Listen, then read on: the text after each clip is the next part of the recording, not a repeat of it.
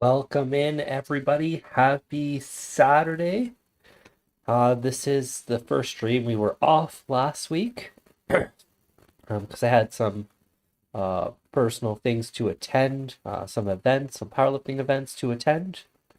So let's actually go ahead. Let's jump back into some PowerShell Universal here. Let me just change over the scene real quick. And you guys should be able to see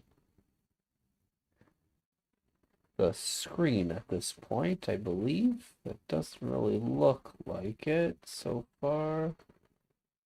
There you go. Perfect. So you should be able to see the screen now, which is just the PowerShell Universal, basically the homepage.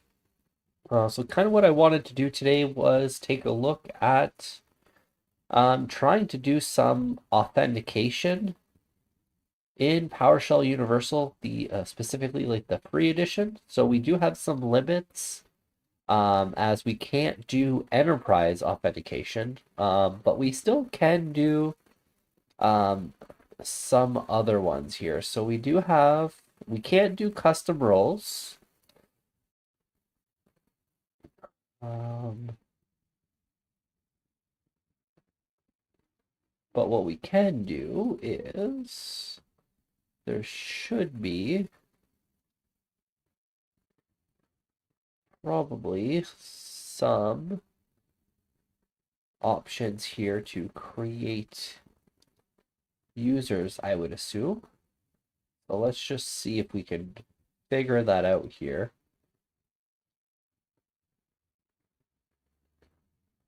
Identities, there it is. So we can create some identities in here, and that'll be our users. So if you did want to have like authentication, which I'm guessing would probably support Active Directory, you can't use the free edition. You do need to buy a license, but you can still authenticate using created identities. So let's just go ahead. Let's create our identity here. And we're just going to have it as execute here.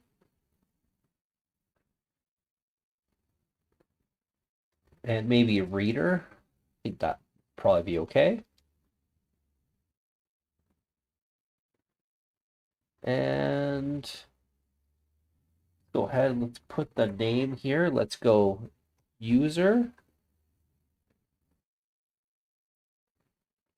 And let's put in the password here.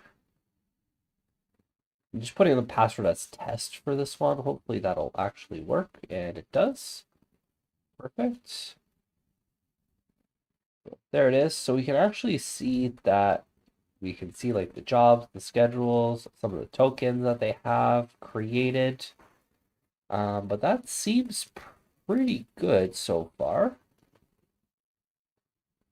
All right, so now that we have our identities here, if we go ahead and look at our user interface, we go into dashboard. So this is our dashboard here.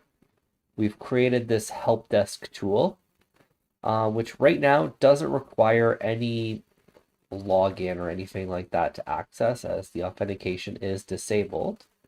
But if we go ahead, we edit the properties here, we could turn on authentication and we can actually specify who can access it. So we know that our user has execute and reader, but let's actually just go and put administrator as needing the access here. Let's click on OK.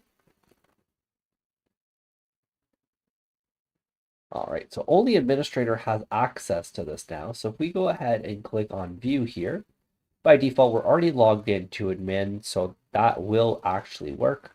We're just going to hit sign out here. We're going to put in user and test. And okay, so that actually still does work. I didn't think that that would actually work.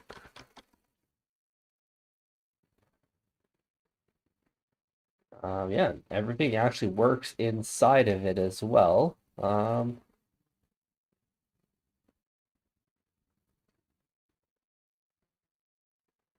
Unless we need to maybe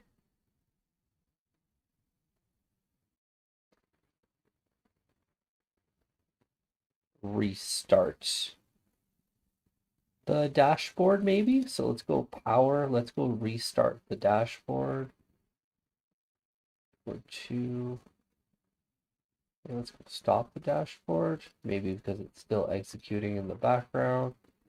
Let's go ahead, let's close all these windows out here. Try to power it down.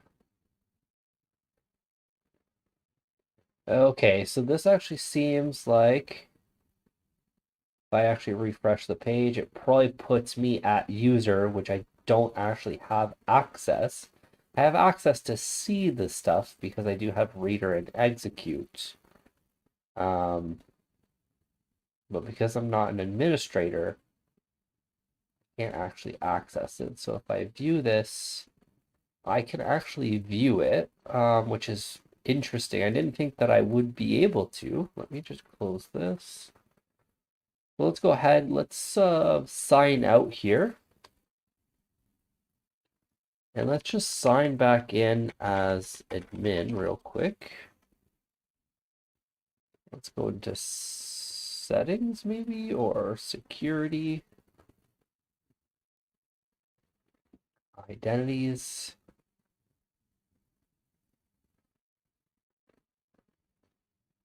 Edit properties. So it is like an execute and reader. So maybe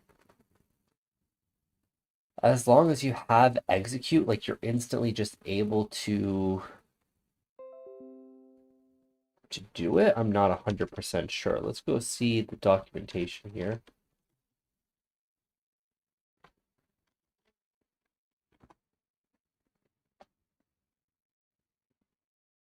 Okay, let's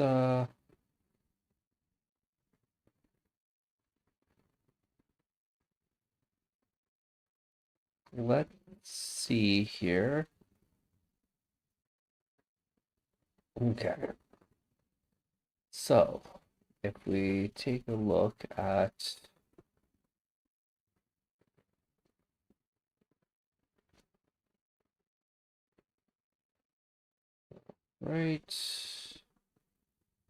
dashboard roles.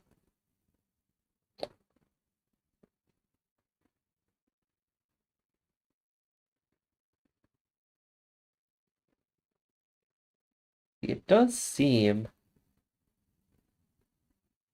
that, but you can make some different buttons. Because you can actually get the roles.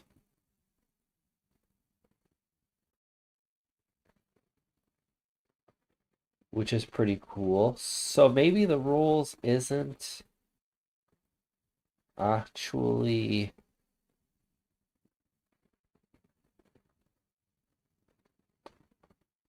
see here.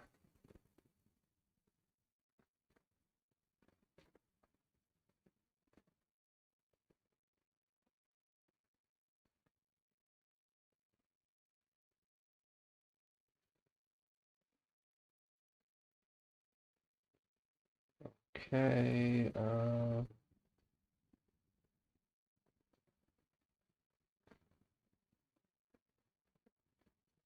authentication. First, let's go into version 3, since that's the version that I have right now. Okay, so by default,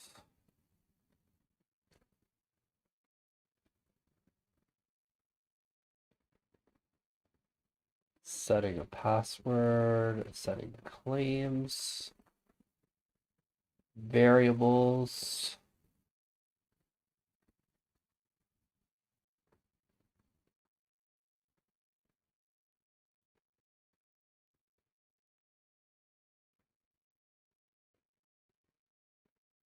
I just want to see like the typical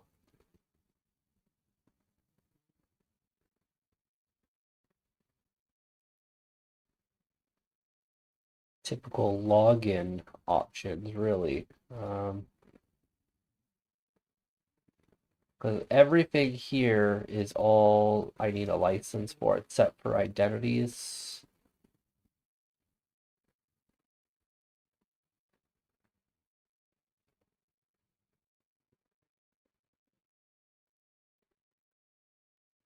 So I would imagine that I would imagine that these roles let me decide who has access to what. Um, okay, so execute and reader instantly provides read only, and execute provides the ability to run the scripts and read access for everything else. So as soon as I give an executor execute or reader role, it would actually be fine at that point. Um, all right.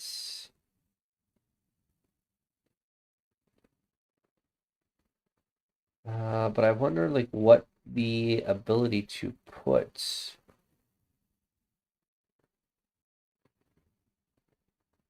roles on a dashboard really changes. If I go dashboard here, enables authentication and defines the role that is required to access the dashboard. So in theory, like this does say, but authentication requires a license. So I think that even though you can set up other user accounts to not give everyone admin access, which would be the way that you would definitely want to do it, you wouldn't want to give everyone in your workplace or in your home lab if you have multiple users. You wouldn't want to give everyone admin. You would want to really keep that for yourself. So it does seem like authentication, even though it seems like you can turn it on at like a really base level, it still doesn't really work in the free edition, even if you have it set here as needing administrator, it really does not work. So if we just copy paste this here, let's go ahead, let's log out of this. Let's go straight to the help desk tool. And we're going to log in once again using the test account. And yeah, it works right away because we do have access to read everything. And I think that that's just the default capabilities, like it says here, for execute and reader. Because as soon as you want to create an authentication to the dashboard, that is where you do need a license in order to actually access it properly. Role-based access here. So this feature requires a license.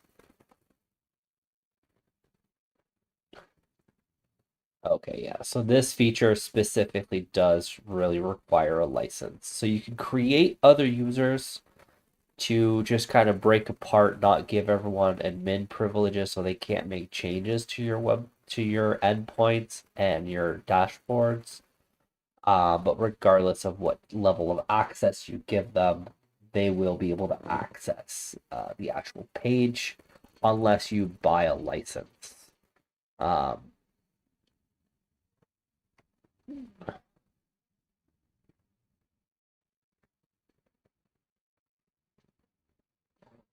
yeah, so we have enterprise authentication, enterprise authorization, and you can do like custom logins. You also have support for SQL. You also get the debugging tools and module management, which is probably very, very good as well. Just to let you guys know how much these licenses are. So there's the free edition, which is what we're using, and then it does seem that it is about $500 per server, so probably not something you'd really want to do on a home lab. But for enterprise, I would definitely see like if you're only running one server, there is also for individuals as well, which would be more likely for your home lab. It is $9.99 a user, so that's really not that bad at all. So you can easily practice, um, be able to do that fully, and they do have other softwares as well, PowerShell Pro Tools, which they do have quite a bit of stuff I think in here as well. I think I remember reading that. PowerShell Pro Tools. It seems like it is. So it's a Visual Studio. Visual Studio Code will have some extra stuff. You have a WPF designer, which could be huge for creating GUIs as well. Yes, script pad, which lets you a single file PowerShell IDE. This is actually very, very neat. I would actually really like to actually try that. I don't know if it's what the details on that are. I don't know if there's like paid versions or anything like that. But there is also even a PowerShell packager, which lets you create EXEs, which I have videos on how to create EXEs, but this might make it quite a bit easier. And then there is a module here, which I'm not too sure. It's not seeming to change for me here. But it does seem pretty cool. All right, so let's go back up here. That's actually not what we wanted to do. Back into here. Let's see what else is on. Actually, let's do one little thing that I'm actually really curious about to see if we actually have access to it. Let's go into our tool.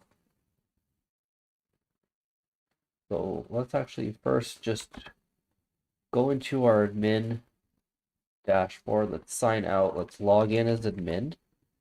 I wonder if we still have access to the $ roles on our dashboard here. So let's go edit properties. We're going to let the authentication on anyways.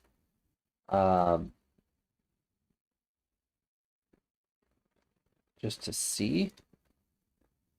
And let's go and let's see what that was. I remember it being somewhere in here. I think it was kind of near the top.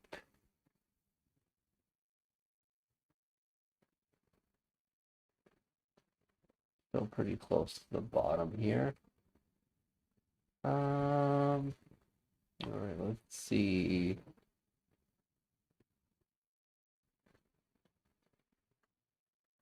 Yeah, so it does seem like we can.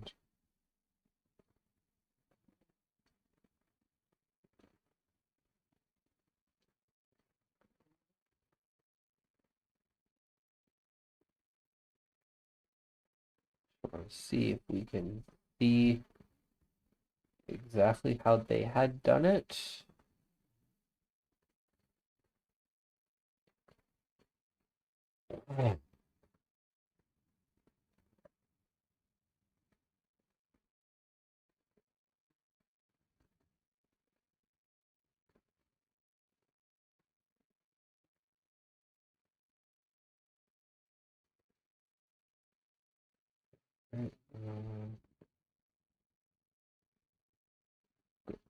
Let's go back another one here.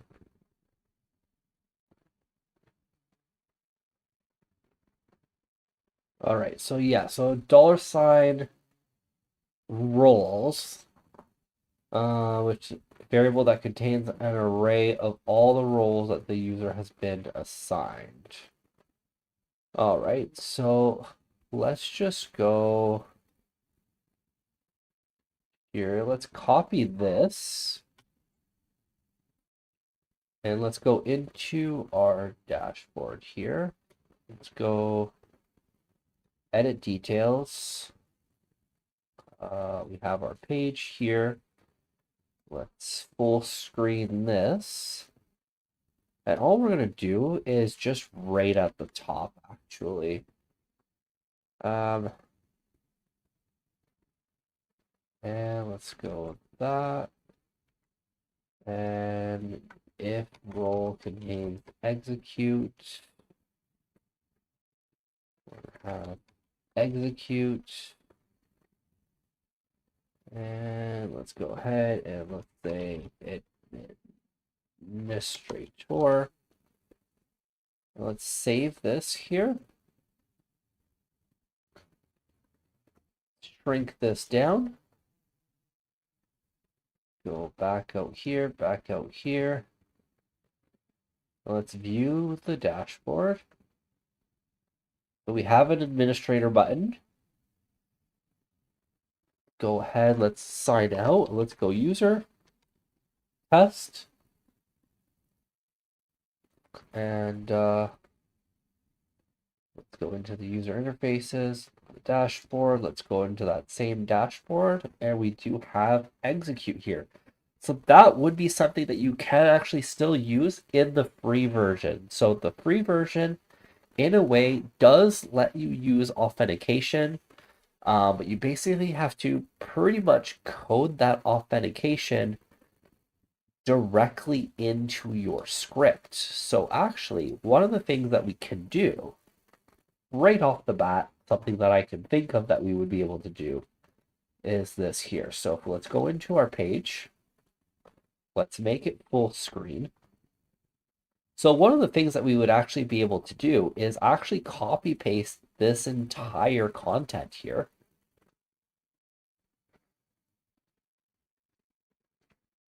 Let's just copy paste this entire thing.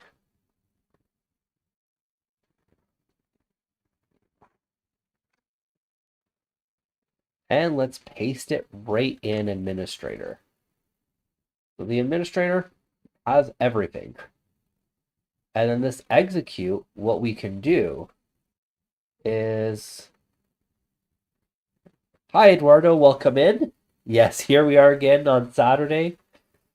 We just started a little while ago. I think it's been about almost a half hour since we've started. We're just exploring the authentication in the free version of PowerShell Universal today. We figured out a few limitations so far. So we can't use, I'll go over. Yeah, I'm not sure why that is the case. I've actually had people that I know personally tell me the exact same thing. I really don't understand because I would imagine, because I know with Twitch, you get notifications when people go live. Uh, and I know that people get notifications when I publish videos at 11 on Mondays. But when I go live, it doesn't seem like notifications are actually going out. And I'm not sure if it's something that I have to change on my end. I might have to look at that because I have had quite a bit of people tell me that. So let's go ahead and let's set up our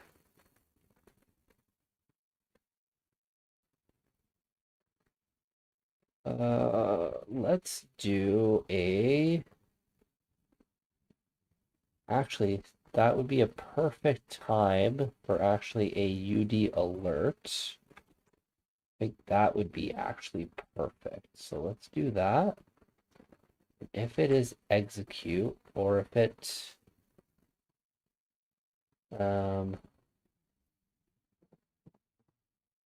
else, if I do an else here, and we paste that in there.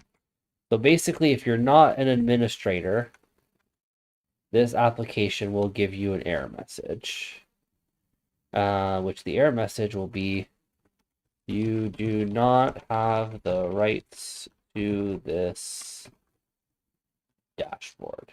Perfect. So let's save that. Let's minimize this. Let's go back out here.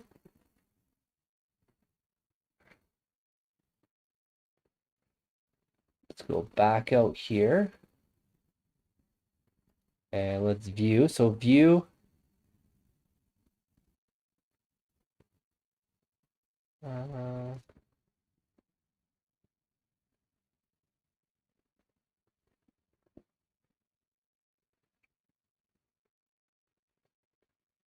Okay, so what we need to do is sign out here. Sign in. I have a feeling that the changes didn't actually apply because I wasn't logged in as admin. So let me just go double check here. Yeah, I didn't. All right, so let's go. Let's do this. Let's just recopy this. So let me just put my cursor here. Go all the way down here. Shift. Do that. Cut that out. Paste that in here. Do an else statement. So if you are not a admin, we are going to have the error pop up.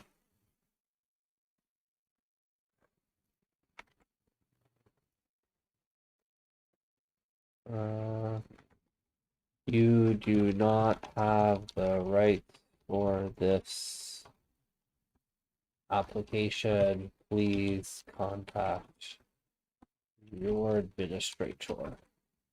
Seems like a pretty straightforward message.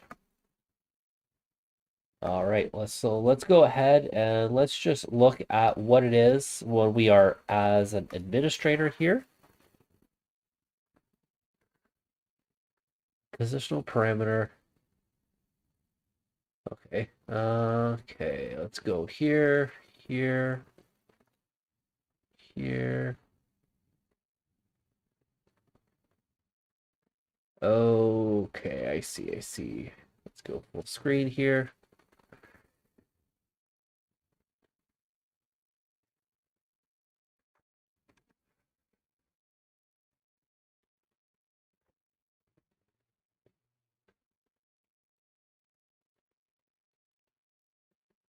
We might have to fix this up a little bit. Okay, that seems like it's working okay. When we're in as administrator, let's do test employee 3 here. Make sure everything is working okay. The account is enabled. We can actually hit the enabled button. Disable pops up. We hit reset password. Everything is working perfectly fine there. So let's go ahead and let's just open up another Edge window in private browsing. Let's go into here. This should ask me for my login. So let's go user and then test. And we actually have, you do not have rights to this application. Please contact your administrator. So that's actually exactly what we wanted to do. So there are ways to do authentication with just the free version. You just actually have to handle it yourself and use the roles variable. So it's a little bit trickier if you don't really look at the documentation, but it does really work. Now I wonder if yeah, so you need the authentication enabled. Now I wonder if we don't have any, because really the roles at this point in here do nothing for us because we don't have that license. So I wonder if we just do that. Authentication is enabled. go ahead and go here, here. Let's go ahead, let's sign out. And let's go user test. We get the exact same thing. That's perfect. Sign out. Let's go admin. Turn on dark mode so it looks like it works okay. And then test employee 3. Perfect. Everything is working just fine. So if we actually sign out here, do user test, we don't have access to the application. So the security and the authentication does actually work. Even if you don't assign like any roles, it'll still prompt you for your username, and then as long as you handle what roles you need to have access to in order to access the application, like what you could easily do afterwards is, let's say you wanted to give that user access, we can say if roles contain, how's it going, Mark? Welcome in, welcome in. So what we can actually do is if the roles contains,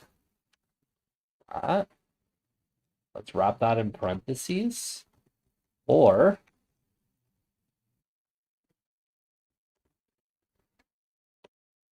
roles contains execute, because we know that our user has execute privileges. So if they contain any of those, it will actually work. So now if we actually come in here, there it is. It worked right away. So we already have it. So we can actually go ahead, hit sign out here, do user test. Instantly works. And the best part is, let's say you wanted to retract that access afterwards, it would be as simple as just removing this here,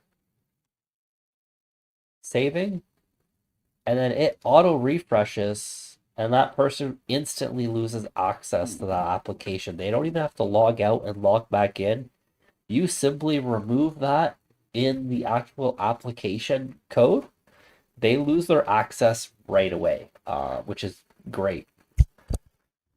I don't think that that is a bad thing at all. But, it's actually really good.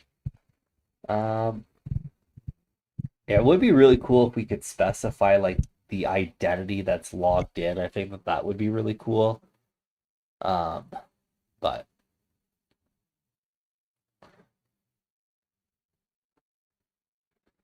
I mean, the fact that we could actually use it without the license and be able to basically apply authentication with the free version just requires a little bit of extra work is great. I don't know if they wanted it to work that way, but it does work. Uh, let's go ahead and let's just look at PowerShell Universal Get Logged In User.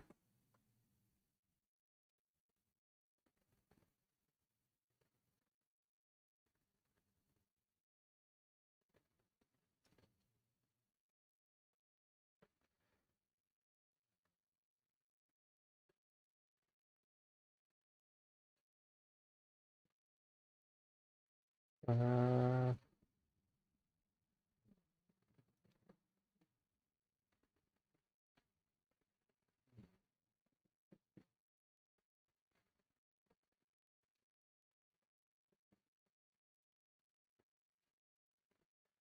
okay, so user seems to actually reference that. So let's go into our dashboard here. And all we're going to do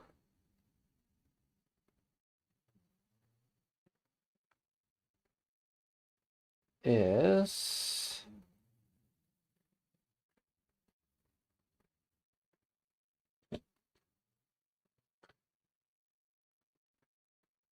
Uh, let's put.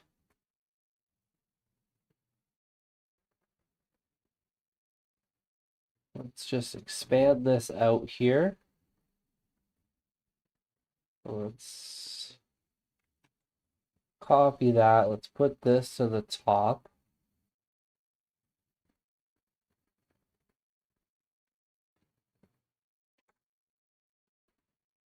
I'm gonna put that as user current, and then the text here is gonna be user. Hopefully that works. I don't really know if that's gonna work or not. So let's go ahead. Let's just see admin and user. That it actually does work. I mean, we could see it here as well. Um, but it is nice that you can actually reference it because we could actually use that right here. So let's do this. Okay, let's go back to our dashboard here.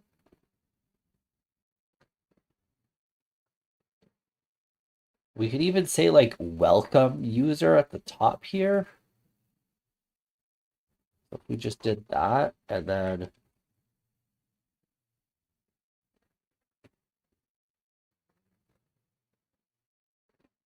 oh, Mark, hey, I've been following your PowerShell stuff for over a year now. Thanks for what you do. I'm curious, are you purely a dev or are you a sysadmin or something?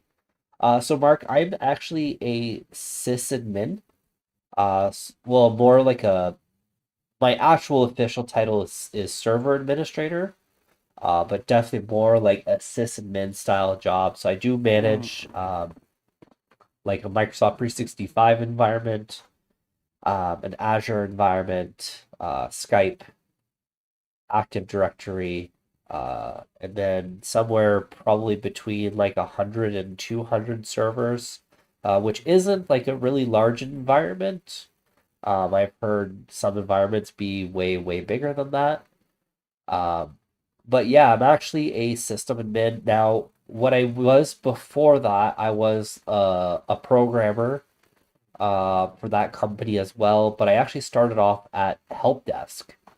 So that's kind of been my journey was a help desk programmer and then a system admin.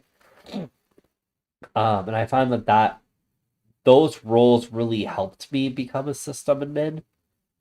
Just because I find that having dev knowledge or having programming experience really does help you a lot. At the end of the day, if you can automate things compared to someone that might not know program or might not have a very big programming background, um, they might be doing a lot of things manually to where it could take a lot longer. Now, you don't need to be a programmer in the back end, like beforehand, before becoming a system admin to have those skill sets. Just like the desire to learn that skill set is, I think, more than good enough there. Welcome in, Tack Shack. Thank you for watching the videos. And Mark, thank you for watching my videos as well. I really, really appreciate that. Uh,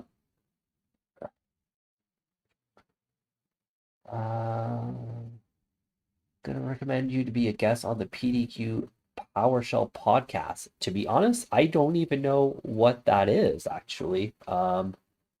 Let's look it up here.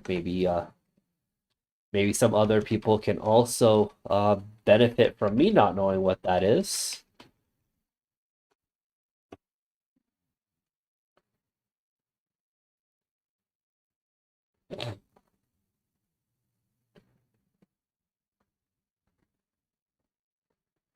Very interesting. Okay, so they like interview people that really, really use PowerShell a whole lot. Interesting. I'll actually have to check this out, Mark. I really appreciate that. I didn't even know this podcast existed. Um, I'm still quite new. Like I don't really know a whole lot of podcasts. Um, so that's actually very, very neat. I will take a look at that.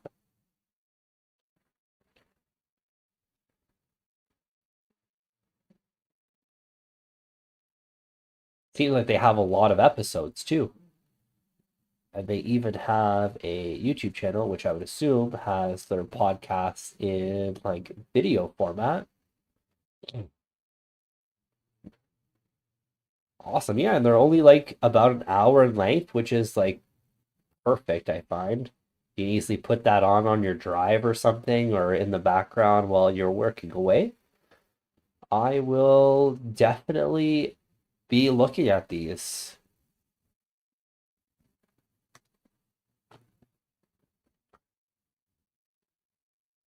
Thanks for that, Mark. And thank you guys for tuning in today. So now we have that authentication piece pretty much done here.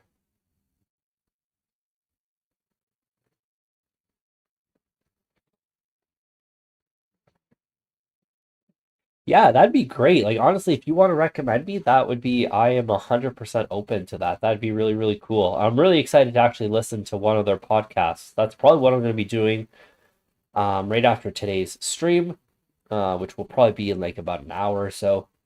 As I just wind down, eat, and get ready for tonight. I'll probably just listen to that in the background. It does seem very, very interesting.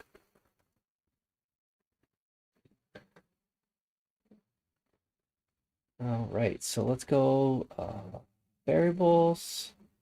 Okay, so what we could actually also do is so translations is only available. Create new variable, store in database. Okay, so you can actually very, very interesting.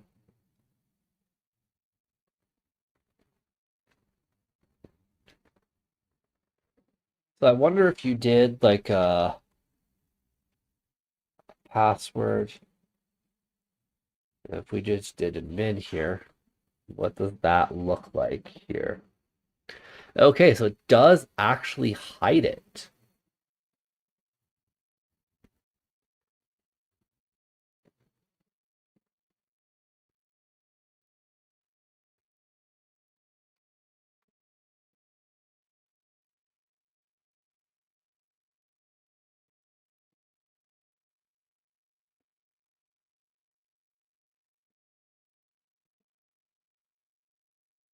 Now I have no idea how to reference these.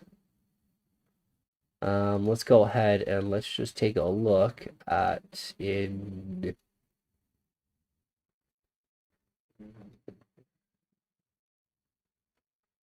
here. Let's go to V3 here. Because that could also like really, really help you store passwords. Let's go variables.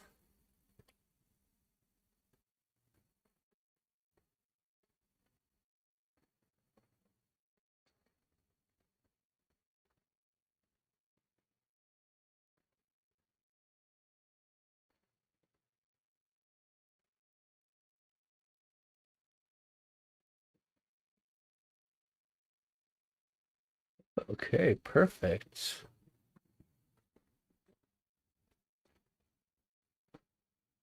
Now, how do you use these variables? It's going to be a different thing using variables.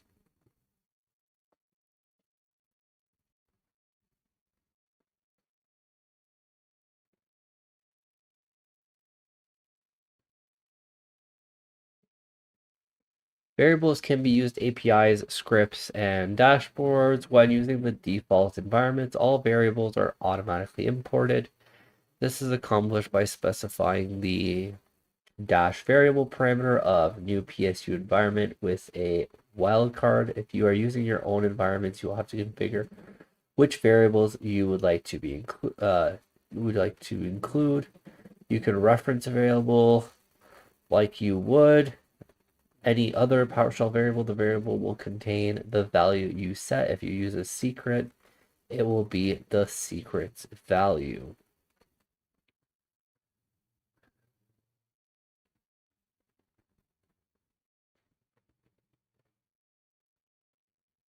Okay, so you can do that too. So the secrets are accessed that way. So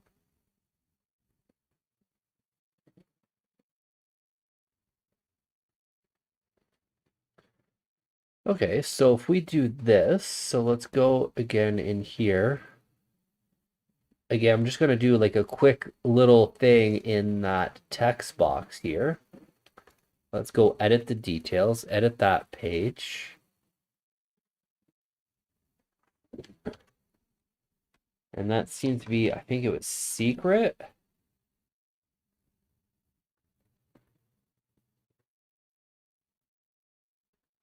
And then password. But let's do that in a variable wrapper here since we are writing it in a string. We're going to need that. Let's see what that looks like. Admin, admin, perfect. Because now if I go here, I change the variable to, let's say, this is a secret.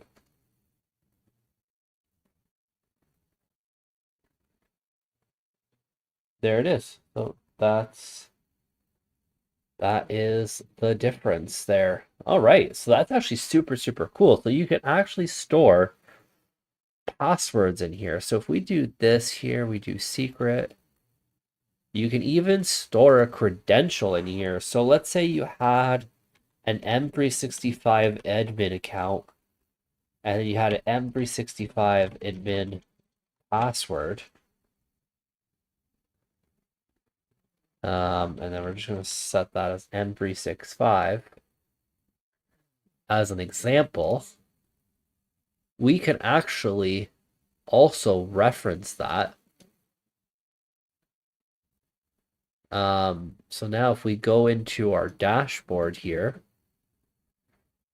we go into edit details, we go into the page. If we wanted to reference that, it would be M365. So that'll be the actual credential. So if we actually save that on here, it might look a little weird because it's just going to give us the object type, which is what I would expect. But we can actually do this.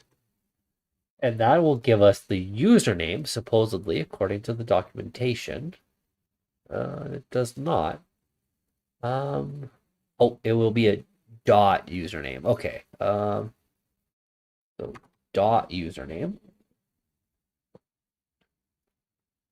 There's the M365 admin, and then you would actually even be able to reference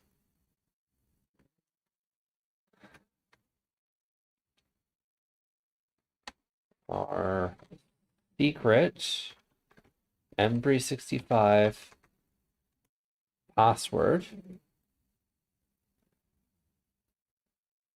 And there it is. It's even stored in a secure string, which is wonderful. Yeah, so you can actually do quite a bit, and PowerShell Universal could be a great way. If you don't know how to store passwords securely, there are a lot of different ways that you could do it for your actual scripts that you would run with like Task Scheduler.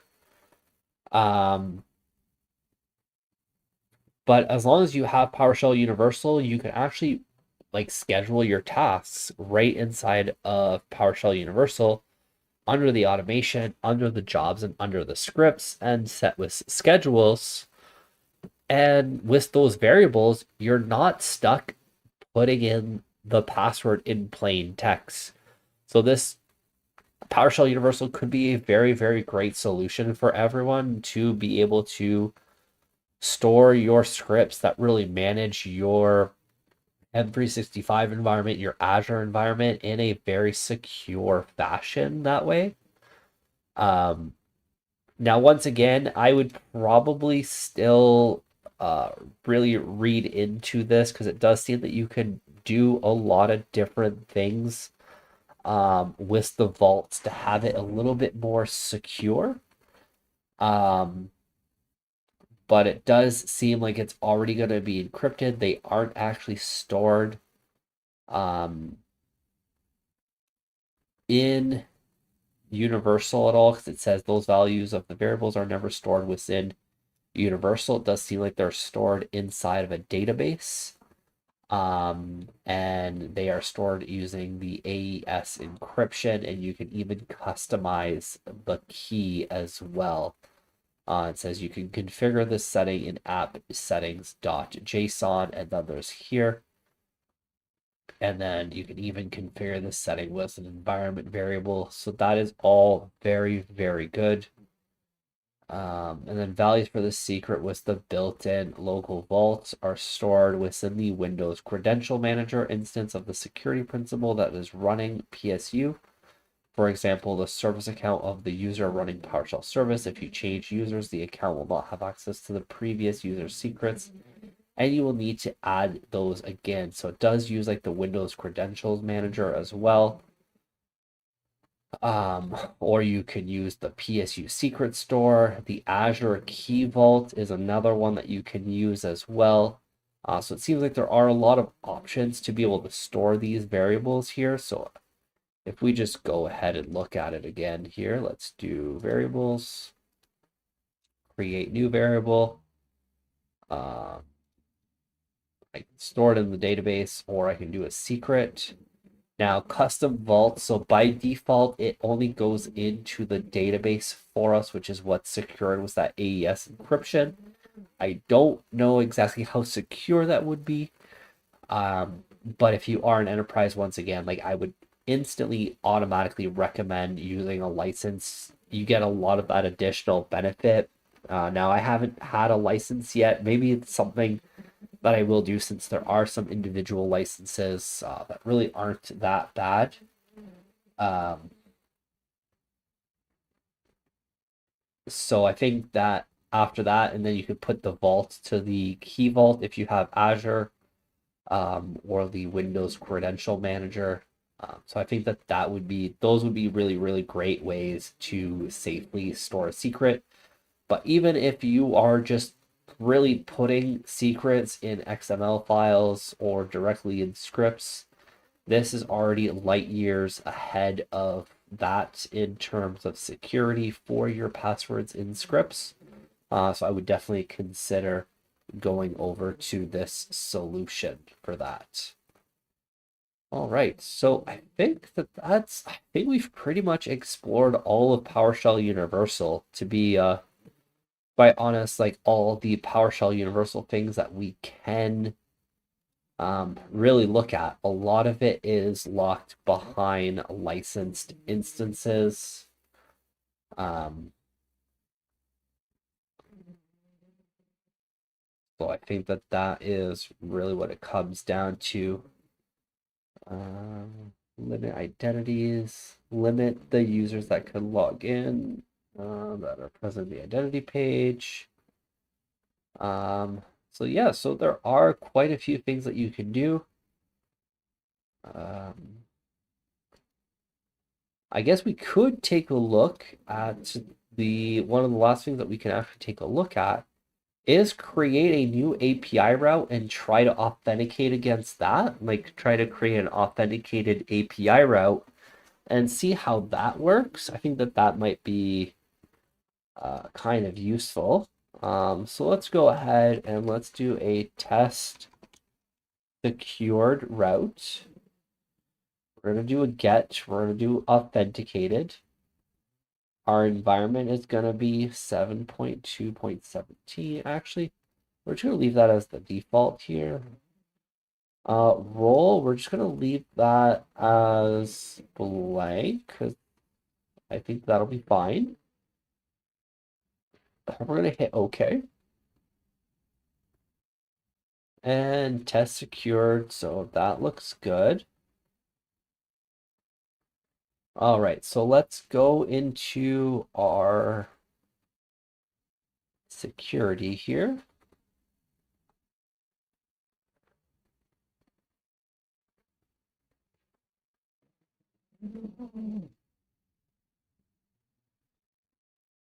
All right.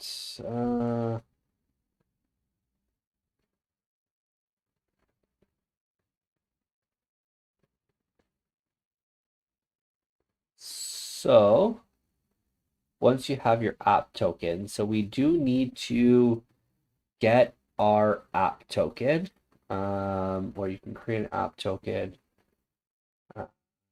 so remotely, or yeah. So what we can do is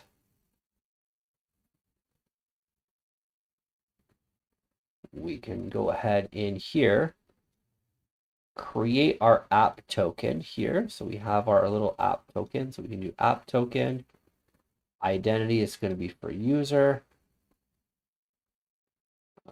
Role is, we're just going to put it as execute. Expiration, we're just going to put never for now. And hit OK. And if we copy that token here, let's go ahead, let's just create our script here. PS1. So we have our token.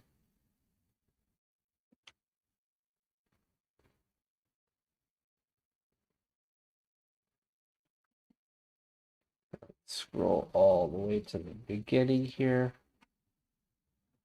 Let's do token equals, we're going to put that in our quotes here. So that would be our token. And let's go ahead and let's go here.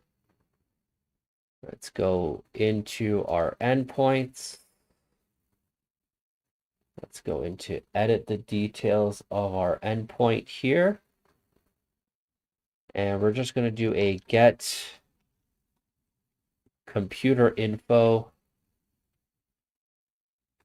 and result equals get computer info, and then return result. So we're just going to get that. If we run this, as long as it runs okay.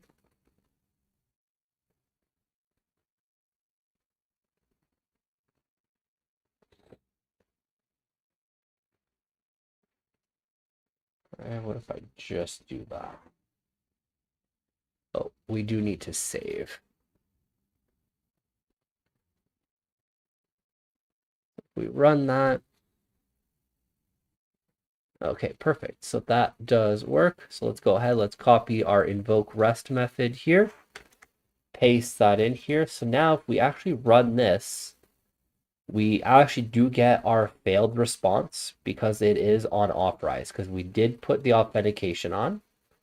Let's just go ahead. Let's take a look at what we need to do here.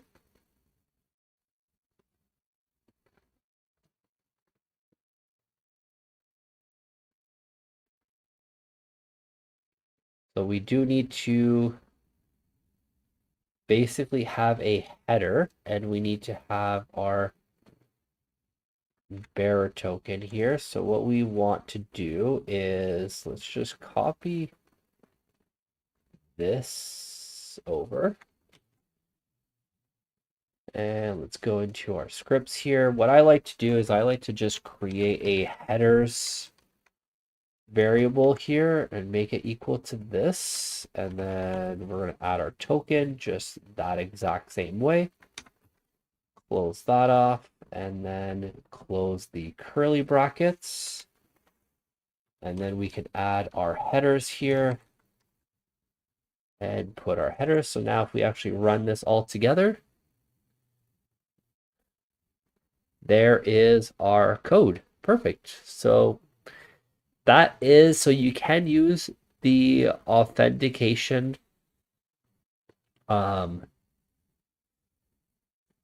for endpoint as well. I wonder if there are ways to get that token. Authenticating with cookies.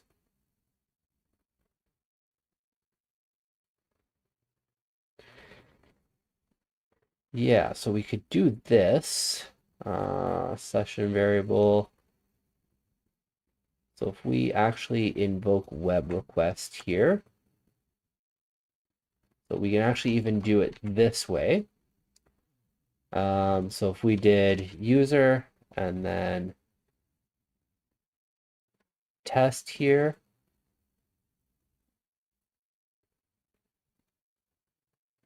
now we should see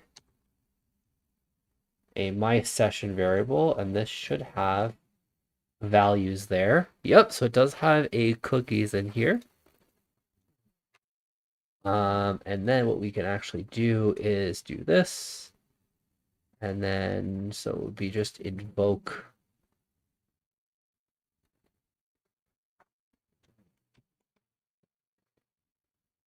Once we have that, let's go ahead and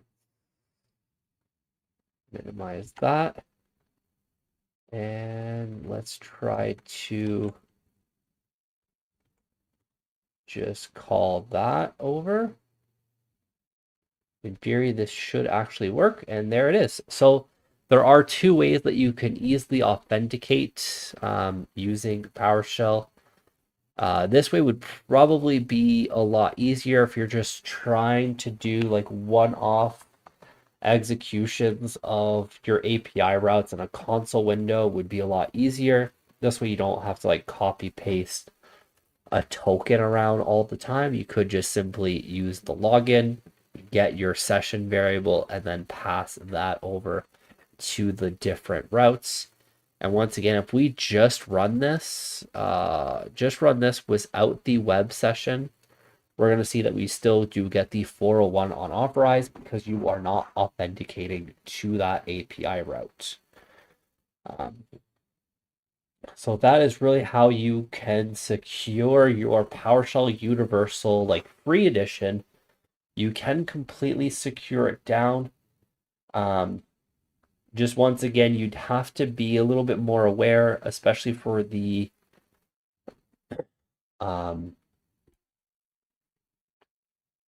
even for the API routes, you would have to build your own authentication piece around it. So one of the things would be like if roles contains administrator, then give me my computer info, else let's do a return not do not have the rights to this endpoint. If we save that here,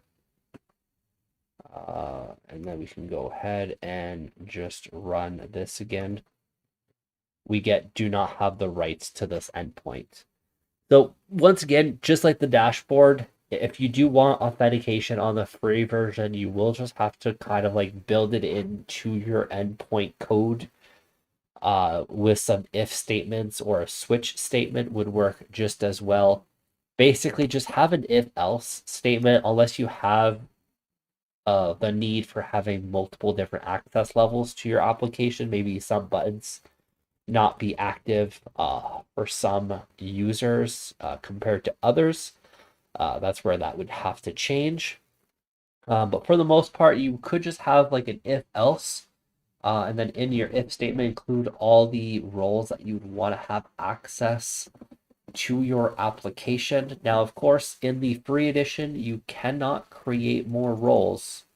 So that is something to definitely keep in mind. If you have the free edition, you're probably going to want to really use those 5 default roles. I think it's 5. Very strategically. Yeah, so it's 5 roles. So you could easily assign these um, to different level of accesses, like different positions. Now they won't match what the roles actually are, so that's another disadvantage of the free version. Is you could get quite confusing on what you make the different accesses unless you have like a lookup table somewhere that will help you assign the appropriate rights at the right times. But that's what I would really kind of focus on doing there for that. Um, just curious in chat if there's anything that you guys would like to see from PowerShell Universal. We've pretty much, I think, really looked at everything that I could think of, um, especially in terms of endpoints and dashboards. And now we've even added that security into it. I think that that is like pretty solid. And there is going to be a full series coming out. So I have the first video coming out for PowerShell Universal coming out on Monday. Um, it's just going to be the simple like setup and how to really get it up and going.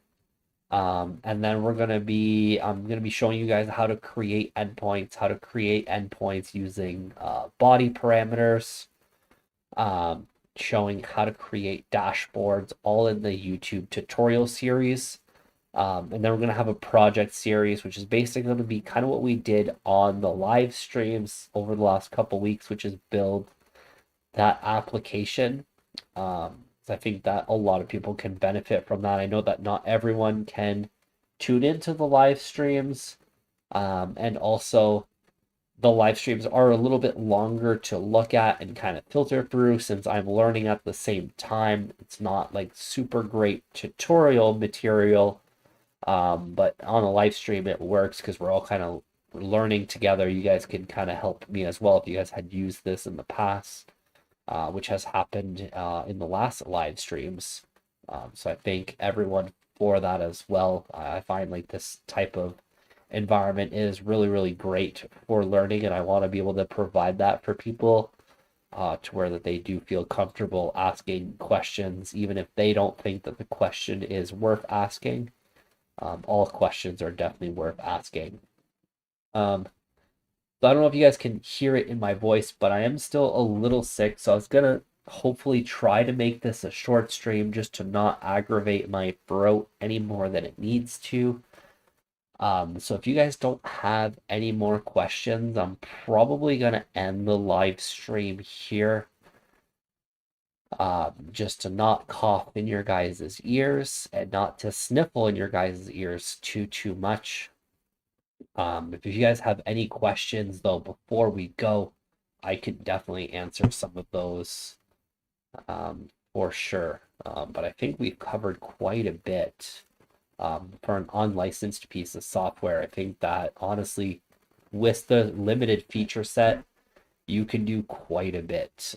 So I think that that's really, really cool from the guys from Iron Man Software. Like I said, like these weren't sponsored at all. I wasn't paid by them. I wasn't given a license, obviously. I just wanted to really kind of show the really cool usability of the tool, um, because it is a very, very powerful free tool.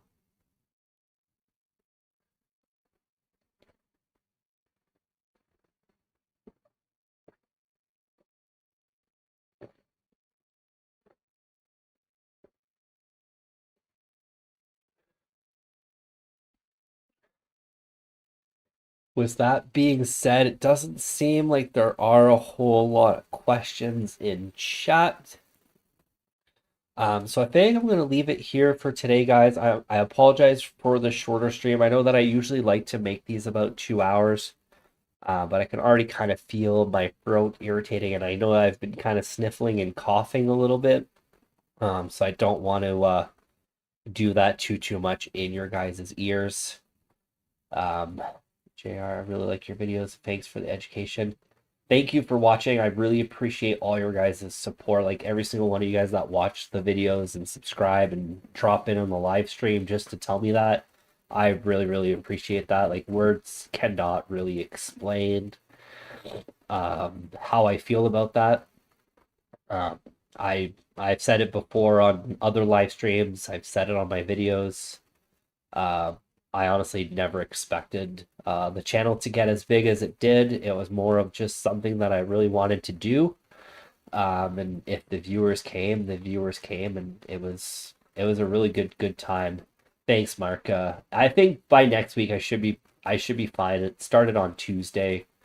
It's just winding down, I think, at this point, but I just don't want to really be too gross on the live stream. And I know you guys are maybe listening with speakers, or even grosser would be headphones, and I just don't want to make some weird noises and some sick noises in your guys' ears. Thank you guys for tuning in. I really appreciate every single one of you guys.